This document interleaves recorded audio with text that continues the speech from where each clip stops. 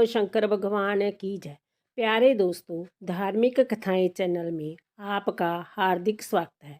दोस्तों, आघन मास अर्थात मार्गशीर्ष मास के बड़े सोमवार के दिन धागा कब खोला जाएगा और महादेव के धागा खोलने की कथा क्या है। दोस्तों, मार्गशीर्ष मास के प्रथम सोमवार को महादेव के धागा खोलने की कथा सुनने मात्र से महादेव धन के भंडार भरपूर कर देते हैं। यदि आपने मेरा चैनल धार्मिक कथाएं लाइक और सब्सक्राइब नहीं किया तो ज़रूर कर लें, ताकि आपको मेरी आने वाली सभी वीडियोज की जानकारी सबसे पहले हो सके।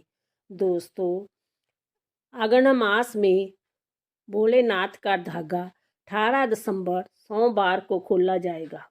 दोस्तों, भाद्रपद मास के शुक्ल पक्ष के सोमवार को धागा बांधा जाता है और मार्गशीर्ष मास के प्रथम सोमवार को धागा खोला जाता है।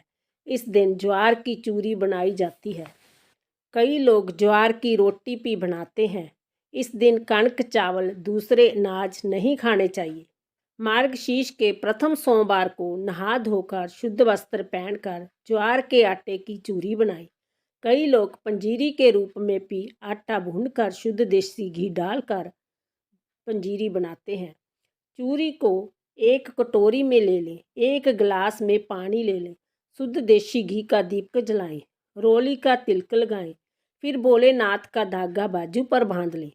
फिर भोलेनाथ की कहानी सुने। भोलेनाथ की धागा खोलने की कथा। बोलो शंकर भगवान की जय। बोलो माता पार्वती जी की जय। एक बार राजा के रसोइया के कोढ़ हो गया। राजा ने अपने रसोइये को देश निकाला दे दिया। रसोइये को कुछ मालूम नहीं था अब वह कहाँ जाए। रास्ते में जाते हुए एक मंदिर था। कुछ स्त्रियां धागा बांध रही थी। तब रसोइये ने उन औरतों से पूछा कि तुम क्या कर रही हो। तो औरतों ने बताया कि जय महादेव का धागा है और इसे बांधने से दूध पुत्र और अच्छी सेहत मिलती है और सभी सुखों की प्राप्ति होती है। रसोइये ने भी महादेव का धागा ले लिया। उसका कोढ़ ठीक हो गया। एक दिन राजा शिकार खेलने जा रहा था। उसने रसोइये को जहाँ देखा और राजा ने रसोइये से कोढ़ ठीक होने का उपाय पूछा।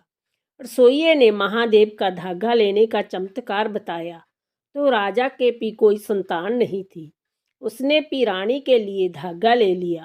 तो राजा महल में पहुंचा तो उसे ध्यान आया कि उसने इतने दान पुण्य किए हैं, यज्ञ किए हैं, तो भी उसे कोई संतान नहीं हुई तो जय धागा क्या करेगा। उसने जय सोचकर जय धागा फेंक दिया। वहां पर एक सूखा वृक्ष था। धागा उस पर जा गिरा तो वह वृक्ष हरा भरा हो गया। राजा ने उस धागे को उठा लिया और रानी की कलाई पर बांध दिया। ऐसा करने से भोलेनाथ की कृपा से उसके 9 महीने बाद चंद्रमा जैसा एक पुत्र हुआ। दिन बीतते गए। जब धागा खोलने का समय आता है तो रानी ज्वार की चूरी बना लेती है, पर राजे को सभा में ज्वार की था मैदे की चूरी भेज देती है। जब राजा चूरी खाने लगता है तो कीड़े मकोड़े बन जाते हैं। राजा को भोलेनाथ रात को सपने में दर्शन देते हैं। आप पर दुख की घड़ी आने वाली है। कुछ दिनों के बाद पड़ोसी राजा ने राज्य पर चढ़ाई कर दी और राजा की हार हो गई। राजा रानी को अपना राज्य छोड़कर भागना पड़ा। रास्ते में राजा को प्यास लगी। पानी पीने के लिए कुएं के पास गया तो कुआं भी सूख गया। राजा अपने मित्र के घर गया। उसकी पत्नी का हार जो कि खूंटी पर टंगा हुआ था, खूंटी निगल गई और राजा पर चोरी का इल्जाम लगा। इस तरह जलील होके राजा रानी अगली मंजिल की ओर चल पड़े।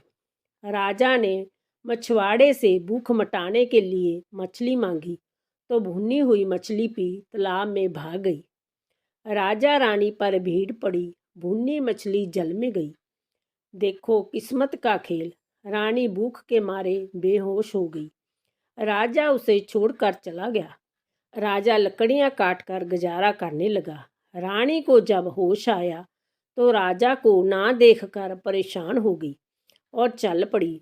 उसे एक महात्मा की कुटिया दिखाई दी। महात्मा के पास पहुंची और अपनी हड्डबीती बताई और महात्मा को अपना धर्म का पिता बना लिया और कुटिया में रहने लगी। उधर किसी देश के राजा की मृत्यु हो जाती है। वह कहते हैं कि जो कोई सबसे पहले अर्थी के सामने आएगा उसे उस देश का राजा बना दिया जाएगा। राजा लकड़ियां काटता हुआ अर्थी के सामने आ जाता है और उसे उस देश का राजा बना दिया जाता है।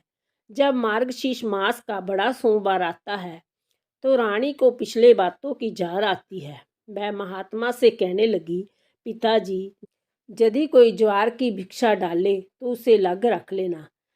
इधर राजा को भी भोलेनाथ के धागे की जार आती है और सारी नगरी में ढिंढोरा पिटवा देता है कि किसी को भोलेनाथ के धागा खोलने की कहानी आती हो तो मुझे जय कहानी सुननी है। तो रानी महात्मा से कहने लगी कि कहानी मैं सुनाऊंगी और 7 पर्दों के अंदर कहानी सुनाऊंगी।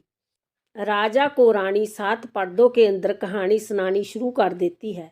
जब कहानी पूरी होती है तो 7 पर्दे फट जाते हैं और राजा रानी मिल जाते हैं। उनका राजपाट पहले जैसा हो जाता है। इस प्रकार भोलेनाथ का धागा बांधने और खोलने से हर प्रकार के कष्टों का निवारण होता है। घर में लक्ष्मी की वृद्धि होती है। यह धागा लेने से मनोकामनाएं पूर्ण होती है।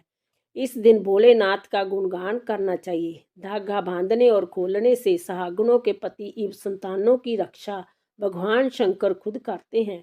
दोस्तों, यदि आप महादेव के धागा खोलने की इस कथा को सुन लेते हैं तो भी महादेव आपकी इच्छा पूरी कर देते हैं। बोलो शिव शंकर भोलेनाथ की जय।